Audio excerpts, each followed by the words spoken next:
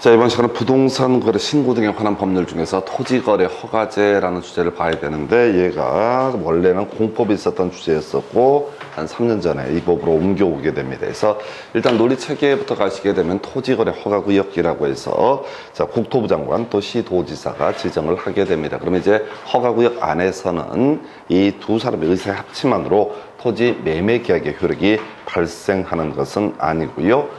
바로 뭐가 필요하다. 기본적으로 시군구청장이 한 허가 처분이 있어야지 매매 계약에 있어서 효력이 발생이 되게 된다. 물론 이제 체계상으로는 소유권 이전 계약뿐만 아니라 지상화 설정 계약도 미리 허가를 받아야지 그 계약은 유효하게 성립한다. 이렇게 이제 논의를 삼게 됩니다. 그래서 자, 문제 보고 거꾸로 한번 가볼게요. 그래서 이행강제금이라는 주제. 자, 이행강제금이 이 부동산 거래 신고 등에 관한 법률에서 하나의 쟁점이 되게 될 것이고, 농지법에서 이행강제금 하나, 그다음에 건축법에서 이행강제금 하나. 그래서 농지법, 건축법은 공법 영역에서 다뤄지는 주제가 될 테고, 농지법은 간단하죠. 해서 농지에 대해서 처분 명령이 떨어졌는데 이 처분 명령에 따르지 않게 된다. 그러면 이제 문제가 되게 되는 것이 이행강제금 부과할 수 있다. 그래서 1년에 한 번이고요. 100분의 20이라고 하는 것이 논의 포인트. 자, 그 다음에 허가구역 안에서 이행강제금이라고 하는 개념은 이렇게 논리를 삼게 됩니다. 자, 지금 이제 토지거래 허가라고 하는 것을 받아서 일정한 목적도로 이용을 해야 되는데, 그 목적도로 이용을 하지 않게 되면 이행강제금 부과할 수 있고 또 일정한 징수 등이 이루어지게 됩니다. 이 문제 되게 까다롭게 나왔었고요. 자, 군수는 최초의 의무 이행 위반이 있었던 날을 기준으로 해서 1년에 한 번씩 그 이행 명령이 이행될 때까지 반복해서 부과 징수할 수 있다 해서 기준점을 다르게 됐어요. 그래서 의무 이행 위반이 있었던 날이 아니다 라고 해서 소위 처분 명령이 있고 이게 따르지 않았을 때 그때부터 몇 줄 그거밖에 개념 못 잡습니다. 나중에 이제 답을 아예 외우고 들어가야 돼. 두 번째, 시장은 토지 이용 의무 기간이 지난 후에 이행 명령 위반에 대해서는 이행 강제금 반복해서 부과할 수 있다 해서 뒤에 논의하겠지만 우리가 토지용 의무 기간이라는 개념이 있게 될 것이고요. 이 토지용 의무 기간이 경과되게 새로운 부과 등은 금지가 되고 과거에 부과했던 부분만 징수할 수 있다. 이런 논리 구조고요. 3번, 시군구청장은 이행 명령을 받은 자가 그 명령을 이행하는 경우라 할지라도 이미 이행되기 전에 부과된 이행 강제금을 징수해야 된다. 그래서 이걸 이제 답 보고 계속해서 이 주제를 갖고 다 구성을 합니다. 그래서 답은 일단 3번이고요. 자, 토지거래 허가를 받아 토지를 취득한 자가 직접 이용하지 않고 임대하면 요 100분의 7이라고 하는 거에서 방치 100분의 10, 임대 100분의 7, 목적 변경 100분의 5라고 할 거. 5번, 이행강제금 부과 처분을 받은 사람이 국토부 장관에게 이의를 제기하고자 하는 경우, 이래서 이미 틀렸어요. 그래서 자, 이거 이제 시군구청장이 이행강제금 부과하기 때문에 이 신청 이런 것들도 시군구청장한테 한다. 이런 논리 구조가 되겠습니다. 그래서 일단 답은 3번이고요. 부과된 부분에 대해서는 자, 끝까지 징수가 이루어지게 될 테고, 중간에 이행 명령에 따라서 갑자기 토지를 이용을 하게 되면 새로운 부과는 금지가 되게 된다. 이렇게 갑니다. 그래서 되게 까다롭게 나와요. 자, 그래서 답은 3번. 그 다음 주제 가서 봐야 되는데, 자, 지금 부동산 거래 신고 등에 관한 법령상 허가구역에 관한 설명 옳은 것을 모두 고르시오라고 해서 허가구역 지정은 그 지정을 공고한 날로부터 5일 후에 효력이 발생하는 가장 기초가 되는 명제 해서 국토부 장관 시도지사에 의해서 허가구역 지정이 있고요. 그 다음에 공고 발표가 됩니다. 그러면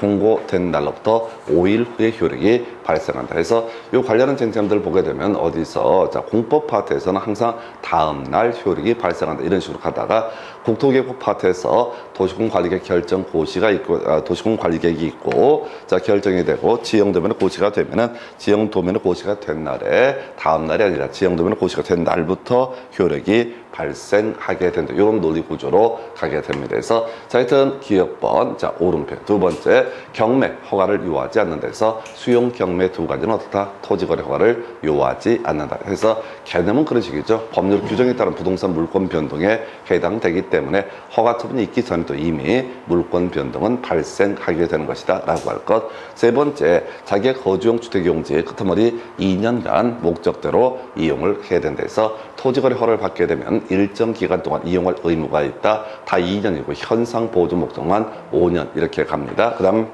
1번 토지 이용 의무를 이행하지 않아서 그 이행 명령을 받은 자가 명령을 이행하는 경우 자 중간에 이행을 합니다. 그러면 새로운 부과는 중지하고 이미 자 명령 이행 전에 부과됐던 이행 강제금은 끝까지 징수를 하게 된다 해서 자 기억 니은 디귿 3개를 오른편으로 구성을 하고 있고요.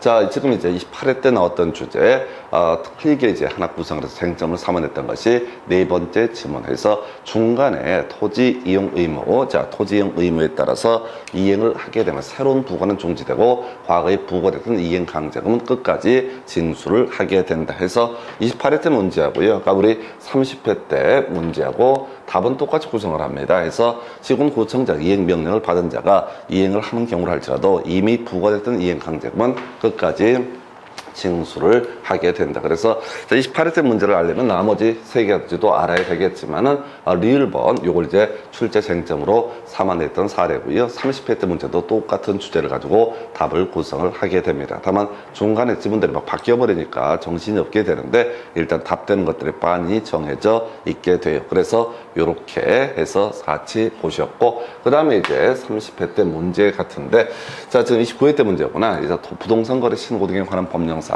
허가 신청서에 기재하거나 제출할 서류가 아닌 것은 이렇게 되어 있습니다. 그래서 자, 이 문제는 상당히 이제 난이도 있었던 문제고 좀 지저분한 형태 문제가 됩니다. 우리가 토지거래가 신청할 때 서류 뭐 내야 되느냐 이걸 다 외울 수는 없고요. 맥락을 보셔야 돼. 자, 이 주제는 저거랑 관련되어 있다. 앞에서 우리가 부동산 거래 신고라는 주제를 미리 공부를 했었는데요.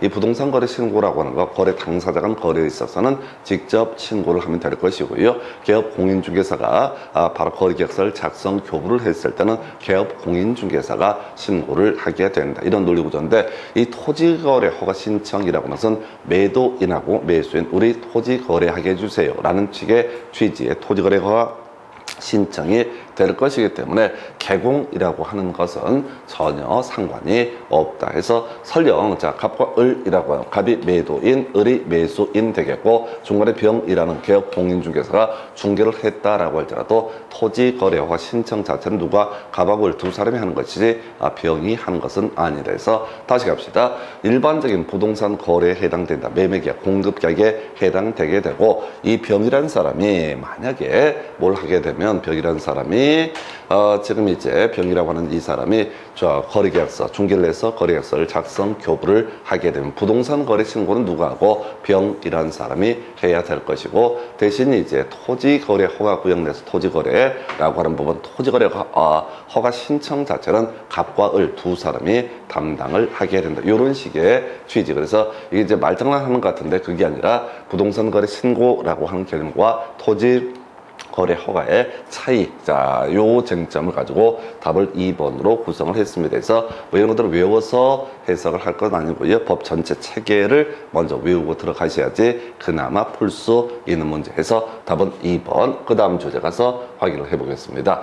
자, 요 문제는 이제 풀 수 없는 문제 되겠습니다. 그래서 불허가 처분을 받았을 때 매수 청구를 할 때 자, 지금 두 사람이 토지거래가 신청을 했는데 뭐야 지금 이제 불허가 처분이 있었다. 그러면 이제 이 사람은 시군구청장 등에게 매수 청구라는 문제가 발생을 하게 될 텐데 이거 누구한테 할 것이냐라고 해서 너무 종류 많아서 외울 수도 없습니다. 전혀 의미가 없는 문제에서 30회 때 말도 못하게 어렵게 나왔던 문제에서 요 정도가 그동안에 나왔던 이 파트에서 주연 이슈 해서 여러분 자료 이제 140페이지부터 가지고 간단하게 정리를 해드리도록 하겠습니다. 토지 거래 허가제 1년에 한 문제 구성되고 최근에 30회 때는 2문제 구성이 됐습니다. 그래서 자 허가구역 지정이라고 해서 먼저 국토부 장관 시도지사가 5년의 범주 내에서 허가구역 지정을 할 수가 있다라고 할 것. 두 번째 이슈 이미 나왔던 지문이죠. 허가구역 지정이 있게 되면 이 공고된 날로부터 5일 후에 그 효력이 발생하게 된다. 그리고 이제 기본적으로 허가구역 안에서는 토지 거래하려면 토지 거래가 받아야 되는데요. 허가 필요 없는 경우 있죠. 그래서 수용 경매라고 하는 것이 대표값이 된다. 그래서 아까 지문이 하나 나왔었죠. 그래서 이 외에도 16개인가 더 있어요. 근데 외울 수가 없고요. 수용 경매에 허가를 요하지 않는다. 그 다음에 이제 과거 공법 시절에 겁나 많이 나왔던 주제가 허가를 요하지 않는 미연적에서 녹지 100, 임야 1천 이거라도 외워야 돼 해서 주거적 180, 상업적 200, 공업적 660, 녹지 100. 자, 그 다음에 도시적 외적 원칙 250, 농지 500, 임야 1천 되어 있는데 지금까지 문제는 100%가 녹지 100, 임야 1천만 가지고 구성을 하고 있다 해서 소위 소규모 토지 거래라고 하는 것 해서 녹지에 있어서는 그 규모 100제곱미터 이하가 될 것이고 임야에 있어서는 그 규모 얼마 1000제곱미터 이하가 되게 된다 해서 녹지 100, 임야 1천이라고 하는 것 이렇게 논의를 삼게 됩니다. 그리고 나서요. 자, 토지거래 허가증 있으면 검인을 받은 것으로 본다 해서 전체 맥락이죠. 부동산 거래 신고에서 신고 필증 받게 되면 검인을 받은 것으로 본다. 묶어서 바로 증 있으면 어떻다 검인을 받은 것으로 본다. 이렇게 그림을 잡게 됩니다. 토지용 의무기간이요. 자, 한번 나왔었죠. 자기의 거주용 주택이용지 등 해서 무조건 다 2년이야. 현상 보존 목적만 5년으로 되어 있습니다. 그래서 이용 의무기간 자가 지문 속에서 있었는데 무조건 다 2년, 그 다음에 현상 보존 목적만 5년 이렇게 외우시면 좋겠고요. 자, 그 다음에 이제 계속해서 29회, 30회, 28회, 30회 연속 나온 쟁점 바로 이행강제금이라고 하는 거 그나마 좀 많이 다뤄지고 있는 것이 이행강제금 파트가 되게 될 것이고요. 첫 번째 부과 횟수 1년에 한 번씩 부과할 수 있고 그 다음에 이용 의무 기간이 지나면 더 이상 어디다 부과할 수 없다라고 하는 거. 두 번째, 이의신청 시군구청장한테 하고요. 30일 이런 것들 쟁점 안 됩니다. 자, 부과 금액 아까 지문 속에 한번 나왔었죠. 방치 100분의 10, 임대 100분의 7, 목적 변경 100분의 5라고 하는 거 요렇게 가게 돼요. 요것도 이제 기억을 하셔야 될 테고 특히 이제는 이제 과로는 기본지 형태로 이행강제금 부과 금액만을 가지고도 출제가 될 수가 있겠다. 자, 징수라고 하는 거. 자, 일단은 중간에 이행 명령에 따라 이행을 하게 되면 새로운 부과는 금지가 되겠지만 이미 부과됐던 부분은 끝까지 다 징수를 하게 된다. 그래서 요거 28회 때 관련 쟁점, 30회 때 관련 쟁점 징수라고 하는 것은 마지막까지 이루어진다. 왜 이제 얘들이 이 출제를 관련해서 징수를 주요 쟁점으로 삼게 되냐면 제일 법조문 뒤에 있습니다. 그래서 앞에 이런저런 얘기하다 마지막 단계에서 징수라는 표현이 나오게 되죠. 그 정도가 될 테고요. 자, 불허가 처분 관련해서 지금 이제 시군구청장 등에게 매수 청구 등을 할 수 있다. 그래서 자, 아까 30회 때 나왔던 주제 누구한테 매수 청구하느냐 겁나 종류 많아서 외울 수 없고요. 그건 버리는 문제가 될 테고 자, 선매협의 한번 가야 되죠. 그래서 이 선매협의 얘기는 우리가 어디에서 부동산 합계론 파트에서 논의를 하죠. 그래서 정부가 부동산 시장에 직접적으로 개입하는 방법과 간접적으로 개입하는 방법 등이 존재하게 된다. 그래서 직접적으로 개입을 하는 것 중에 공영개발, 공공토지 비축, 그 다음에 공공임대주택의 공급 그리고 공공토지 비축에는 수용제도하고 선매제도가 있다. 그래서 학계론 할 때는 항상 이런 식이지 선매협의가 잘 이루어지지 아니한 경우에 이때 수용할 수 있다. 그럼 틀린 표현이 되는 것이고요. 다시 원점 들어가서 허가처분 또는 불허가처분의 문제로 넘어가게 된다라고 하는 게 또 옳게 나오는 쟁점. 그래서 소위 이제 공익사업용 토지다. 두 사람이 토지 거래하겠다고 했는데 공익사업용 토지다. 좀 어려운 것이 허가 받은 목적도로 이용하지 아니한 토지 뭐 이런 게 존재하죠. 그래서 이런 사연이 있게 되면 시군구청장은 선매협의로 돌릴 수 있고요. 근데 주로 이제 매수하는 사람이 토지주택공사가 매수를 하게 된다. 그래서 이 토지공사가 매수한 토지 등에 대해서 관리 누가 한다? 한국토지주택공사가 관리한다. 그래서 28인가요? 학계론 파트에서 이 비축된 공공토지 지자체에서 관리함으로 자 해서 틀리게 나왔던 바가 있었다라고 할 것. 해서 자, 뭐 선매 가격 등 나와 있는데 큰 쟁점은 되지 않습니다. 그래서 요 정도까지가 토지 거래허가. 자, 상당히 부담스러워. 이 전체 묶어서 한 문제 구성되는 영역이 되겠습니다. 물론 30회 되면 두 문제가 나왔었는데 특히 요즘 문제 계속 논의 쟁점은 바로 바로 이행강제금 얘기가 주된 논의의 대상이 되고 있다. 그리고 요즘 아직 안 나왔지만은 과거에 공법 시절에 겁나 많이 넣었던 건 녹지 100 임야 1천, 녹지 100 임야 1천까지의 토지 거래라고 하는 것은 허가 없이 거래할 수 있다. 숫자 물어보면 녹지 100 임야 1천. 문제 구성할 때는 무조건 녹지하고 임야까지만 구성이 된 바가 있다. 그렇게 정리를 하게 됩니다. 그래서 요 정도가 토지 거래 허가제라는 개념이 되게 될 것이고요. 자, 바로 이어서 이제 외국인 등의 부동산 등 취득이라는 주제를 가지고 논의를 합니다. 그래서 자, 외국인 등의 부동산 등 취득이라고 하는 주제 신고하고요. 허가 크게 두 가지로 대비를 볼 수 있다. 다시 뼈대 보셔야 돼. 지금 법조문 체계가 부동산 거래 신고 등에 관한 법률이라는 게 자, 이렇게 돼 있었죠. 부동산 거래 신고라고 하는 것이 하나의 축이 되게 된다. 그 다음에 또 하나가 토지 거래 허가라고 하는 것이 하나의 축이 되게 된다. 이제 대한민국 국민은 이 두 가지 조항만 적용을 받게 된다. 한편 외국인의 경우 부동산 거래 신고 외에 또 토지거래 허가 외에 추가적으로 부동산 등 취득 신고라든가 부동산 등 취득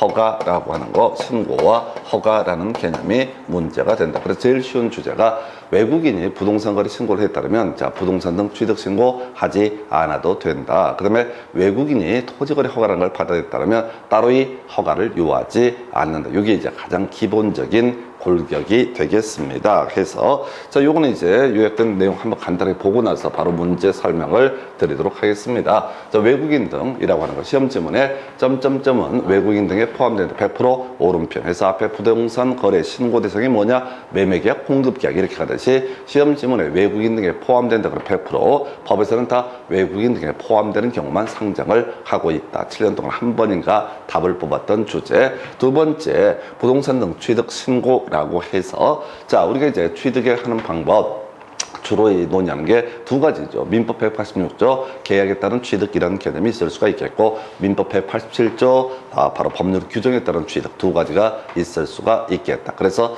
자, 계약에 따른 취득에 있어서는요, 바로 계약 체결일로부터 60일 내 신고관청에 신고를 해야 된다라고 하는 거. 그래서 앞에 부동산 거래 신고할 때는 30일입니다. 체결일로부터. 근데 얘는 체결일로부터 60일. 원래는 이제 둘 다 60일인데 앞쪽만 법을 개정을 하다 보니까 체계가 맞지 않습니다. 그래서 과태료 300만 원 되겠고요. 계약 외 취득에서 상속과 자, 경매 등이 예시가 되게 됩니다. 물론 당연히 시험 문제 구성할 때는 상속 대신에 법인의 합병이라고 하는 것을 예시값으로 던져놓게 될 거예요. 자, 그래서 상속이나 경매 또 법인의 합병 이런 것들은 소위 법률 규정에 따른 부동산 물권 변동에 해당이 되기 때문에 굳이 지금 등기 등 안 해도 이미 물권을 취득을 하게 될 것인데, 자, 취득한 날로부터 얼마? 6개월 내 신고를 해야 된다 이렇게 보고요. 그 다음에 좀 특수한 경우죠. 한국인이었다가 외국인으로 바뀌게 된다. 계속 보유라는 개념이 될 텐데 변경된 날로부터 외국 국적을 취득한 날부터 한국 국적을 상실한 날로부터 바로 6개월 내 신고를 해야 된다. 그래서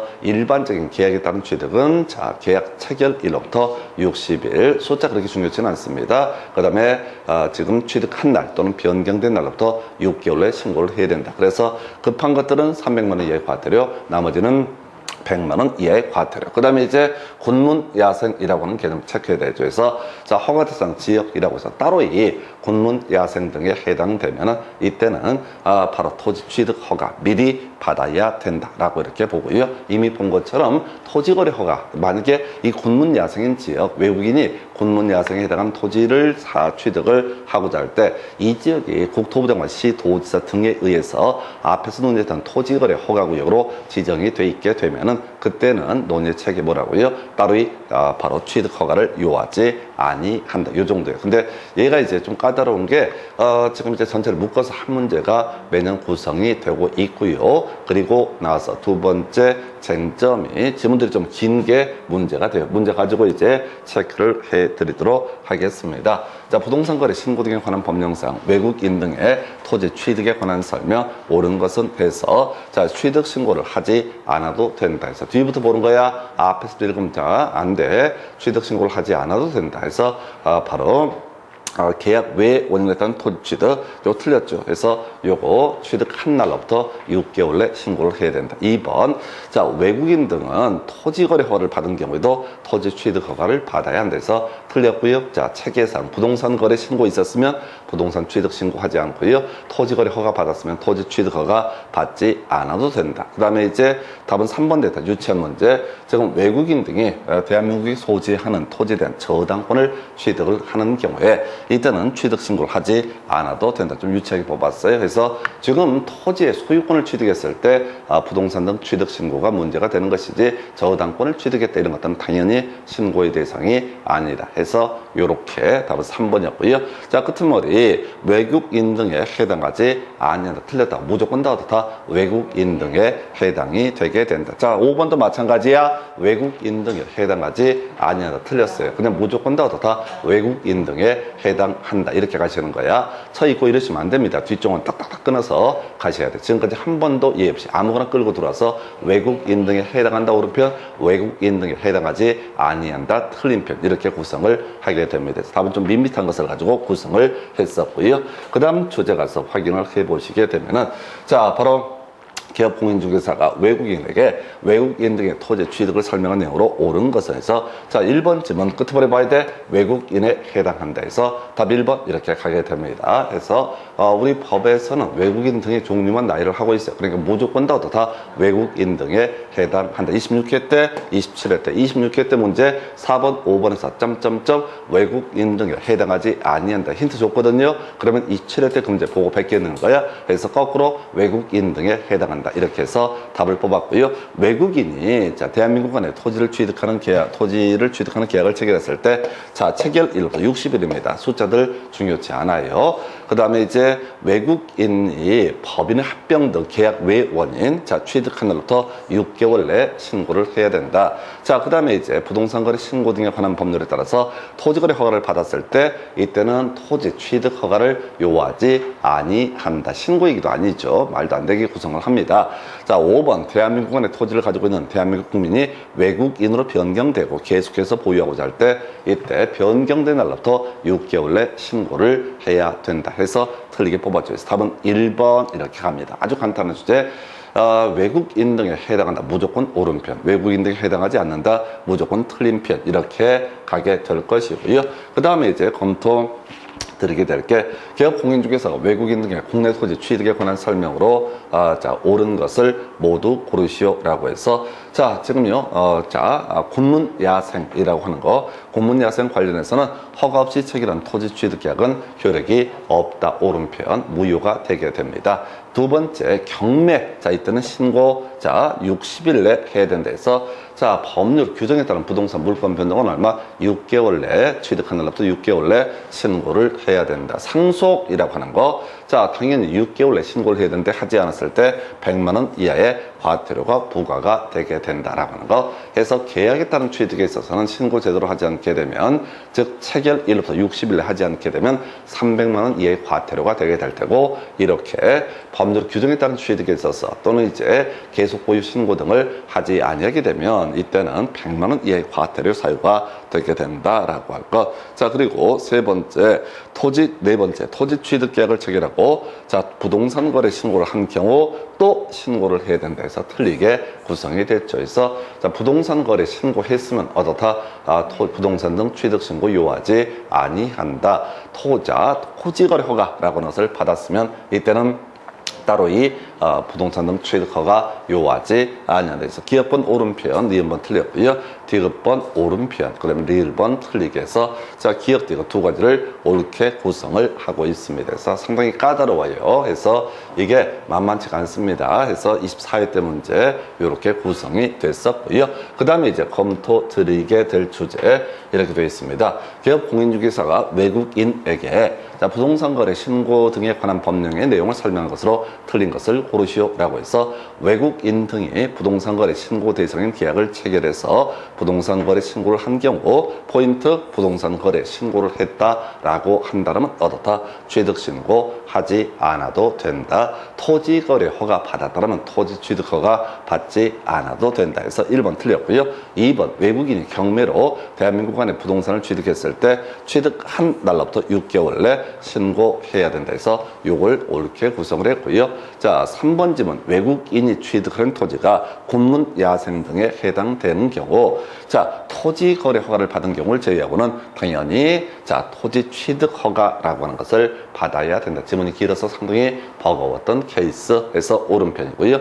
4번 대한민국 안에 부동산을 가지고 있는 대한민국 국민이 외국인으로 변경된 경우 계속해서 보유하고자 한다면 이 변경된 날로부터 6개월 내에 계속 보유에 관한 신고를 해야 된다. 옳은 표현. 끝머리 5번 질문. 외국인 등에 해당한다. 옳은 표현에서 답은 1번에서, 자, 부동산 거래 신고, 우리가 공급계약, 매매계약을 체결하면 기본적으로 부동산 거래 신고를 해야 됩니다. 자, 그래서 이런 경우이겠다. 한국인이요. 자, 매매계약, 공급계약에 따라서 부동산을 취득했으면 부동산 거래 신고라고 하는 거, 요거 이제 한 건 별개의 문제고, 외국인의 경우, 자, 한국인이 증여를 받아서 부동산을 취득했다 했을 때, 그럼 부동산 거래 신고할 필요가 없습니다. 매매계약, 공급계약만 신고 대상이 되게 된다. 그런데 외국인이 증여 계약에 따라서 대한민국에 부동산을 취득을 했다라면 부동산 거래 신고 대상은 아니지만은 뭘 해라? 외국인 등의 부동산 등 취득 신고 대상은 되게 됩니다. 증여 같은 케이스가 이슈가 되게 됩니다. 어찌됐든 간에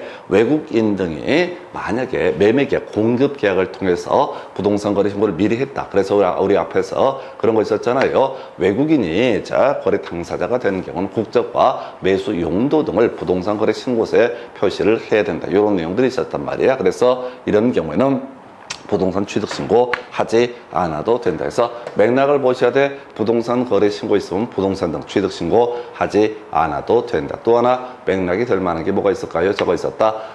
지금 논의할 수 있는 것이 토지거래 허가를 이미 받았다라면 그때는 토지 부동산 등 취득 허가 요하지 아니한다. 전체 그림을 묻는 문제가 되겠습니다. 답은 1번으로 구성을 했었고요. 자, 그 다음 주제 가서 확인을 해볼까요? 자, 부동산 거래 신고 등에 관한 법령상 외국인 등의 국내 부동산 취득 보유 등에 관한 설명 틀린 것을 고르시오 라고 이렇게 되어 있습니다. 그래서 자, 대한민국 국적을 보유하고 있지 아니한 자가 증여 받은 경우 계약 체결 1월부터 60일 내 취득 신고를 해야 된다. 이게 응용 들어간 거야. 앞에서 매매계약, 공급계약에 있어서 자, 한국인은 부동산 거래 신고해야 된다. 증여 계약을 체결했을 때 이때는 자, 따로 이 부동산 거래 신고는 문제가 되지 않는다. 외국인이 매매계약, 공급계약을 체결을 했다라고 한다면 부동산 거래 신고하면 되고 부동산 등 취득 신고는 할 필요가 없다. 이에 비해서 외국인이 증여 계약 등을 통해서 부동산 등을 취득한다라고 했을 때 이때 계약 체결 1월부터 60일 내 취득 신고를 해야 된다 해서 옳은 표현. 자, 끄트머리. 자, 외국의 법령에 따라서 설립된 법인이 합병을 통해서 자, 취득을 한 경우 취득한 날로부터 6개월 내 신고해서 합병, 상속, 경매, 법률 규정에 따른 취득이라고 하는 것은 취득한 날로부터 6개월 내 신고. 3번 부동산을 소유한 대한민국 국민이 국적을 상실했다라고 해서 계속 보유하고자 할 때 이때는 국적이 변경된 날, 국적이 상실된 때로부터 6개월 내 계속 보유 신고를 해야 된다. 4번, 자, 외국 정부, 자, 군문 야생 들어가 있죠? 군사기지 들어가 있습니다. 그럼 어떻다? 바로 계약 체결 전에 허가를 받아야 되는데 어려워서 국토부 장관의 허가를 받는 게 아니죠. 그래서 부동산 등 취득 신고, 부동산 등 취득 허가라고 하는 것은 다 누구한테? 시군구청장한테 이렇게 가게 됩니다. 그래서 4번을 틀리게 뽑아냈던 사례가 되겠고요. 자, 그 다음에 국제연합 산하기구 군문 야생, 자, 토지 취득하는 계약을 체결했을 때 그것은 뭐다? 효력이 발생하지 않는다. 그래서 앞에 4번이나 그 5번에 국제연합, 외국정부 등등 이런 게 다 뭐가 된다? 외국인 등에 해당되게 된다. 이런 의미가 됩니다. 그래서 지금 길어서 상당히 부담스러웠던 문제, 29회 때 문제 지금 틀린 것을 고르시오 라고 했으니까 1번 맞고요, 2번 맞고요, 3번 맞고 4번. 자, 허가가 됐든 신고가 됐든 시군구청장한테 허가나 신고의 문제가 발생한다. 국토부 장관 아니란 얘기죠. 그래서 이렇게 틀리게 구성이 됐습니다. 아주 대단히 부담스러웠던 문제. 그 다음 주제 가서 살펴보실까요? 자, 부동산 거래 신고 등에 관한 법령상 외국인 등의 부동산 취득 등에 관한 특례 옳은 것을 고르시오 라고 해서 자, 가볼까요? 국제연합 키워드 경매 나와 있습니다. 경매에 있어서는 언제 취득한 날로부터 6개월 내 신고관청에 신고를 해야 된다라고 해서 1번 틀리게 뽑았어요. 경매, 법인 합병, 상속 뭐 이런 것들 얘기하고 있고요. 그 다음에 외국인이 부동산의 임대차 계약을 체결했을 때 6개월 내 신고해서 아니지 부동산을 취득을 했을 때만 어떻다? 바로 취득 신고 또는 취득 허가가 문제가 된다. 그래서 임대차 계약에 있어서는 신고랑 아무 관련이 없다라고 할 것 해서 2번 틀렸고요. 3번 질문은요. 특별자치시장 제출해야 된다라고 해서 일단 유보. 그 다음에 4번 질문 외국인 등의 토지거래가 신청서를 받은 신고관청은 30일 내 허가 또는 불허가 처분을 해야 된다 해서 다 15일입니다. 의미 없고요. 그 다음에 5번 외국인 등이 법원의 확정 판결로 인해서 부동산을 취득한 때 이때도 법률 규정에 따른 취득에 해당되니까 바로 자 취득한 날로부터 얼마 6개월 내 신고를 해야 된다 해서 답은 3번으로 구성을 해서 이 문제는 별 의미는 없었고요. 이게 특이한 거죠. 시군구청장이라고 하는 사람이 보통 허가권자, 신고 수리권자가 되는데 시도지사한테 보고해야 되고 이런 순서인데 세종시 있죠? 자, 특별자치시 얘는 특이하게 바로 국토부 장관에게 보고를 해야 된다. 이런 건데 이건 밑줄을 그을 것도 없고 신경도 못 씁니다. 이런 문제는 그냥 틀리라고 되는 문제 전형이 되게 됩니다. 그래서 이 문제는 제일 지저분했던 문제, 30회 문제 답은 3번 이렇게 구성을 했습니다. 그래서 자 이렇게 해서 이제 외국인 등의 부동산 등 취득 보셨고요. 그 다음에 부동산 거래 전자계약 문제 하나 나와 있는데 작년에 처음으로 시험 범위에 들어왔고 역시 출제 포인트 되겠습니다. 첫 번째 출제 포인트 법인 아닌 사단은 전자계약에 있어서 자 거래 당사자가 될 수가 없다라고 하는 거 여기서부터 얘기가 시작이 되게 됩니다. 그래서 법인 아닌 사단 자 우리 앞에서 이제 공부했던 거예요. 등기법 공부하실 때 법인 아닌 사단 등기 당사자 적격 있었고요. 두 번째 이슈가 되게 되는 게 법인 아닌 사단이 등기 신청을 함에 있어서 관리인이나 그 다음에 이제 대표자가 등기 신청을 해야 된다. 그러나 법인 아닌 사단에서 전자 신청이라고 하는 것은 다 허용되지 않는다라고 하는 거. 마지막 쟁점이요. 바로 법인 아닌 사단이 등기 의무자가 됐을 때 사원청이 결의가 있었음을 증명하는 문서 이걸로 다 첨부정보로 제공을 해야 된다라고 하는 거예요. 그래서 네 가지 출제 포인트. 그래서 똑같은 논리구조로 이 부동산 거래 전자 계약이라고 하는 것은 자 그 매도인 매수인이 복덕방 중개사무소에 오지 않고도 할 수 있는 거죠. 그래서 이게 이제 지금 이제 될 텐데 여기서 역시 전자계약의 주체가 될 수 없는 거 법인 아닌 사단이라는 개념 이래 볼 테고요. 자 그다음에 이제 여기서는 이제 거래 당사자 간 계약 등은 대상 안 됩니다. 근데 필요 없고 시험 문제 포인트는 이것만 정확히 외우고 있어야 돼. 해서 부동산 거래 신고 등 관련해서요. 첫 번째 자 개업 공인중개사가 전자서명이라는 과정을 통해서 서로 떨어져 있는 사람 사이에 계약 확정이라는 것을 하게 되면은 이때 부동산 거래 신고를 한 것으로 본다 해서 왜 이게 바로 저기 서버에 정부가 운영하는 컴퓨터 서버에 저장이 되기 때문에 굳이 부동산 거래 신고라는 걸 할 필요가 없다. 하나 더, 자 보존 의무라는 개념 봐야 되죠. 우리 앞에서 확인 설명서 3년, 자 그다음에 또 하나가 거래계약서 5년간 보존을 해야 되는데 이렇게 공인전자문서센터에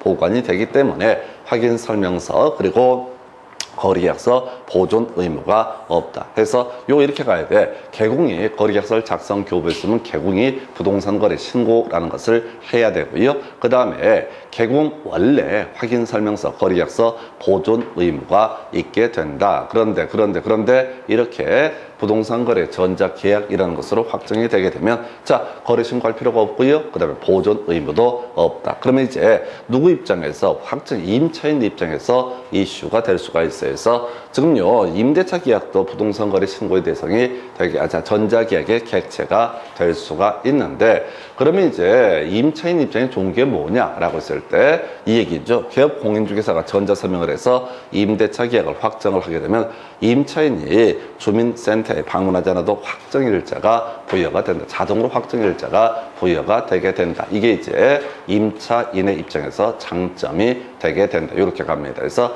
자 그러면 이제 우리가 임차인 입장에서는 대항력 갖추기 위해서 주민등록 이전 신청해야 될 테고요.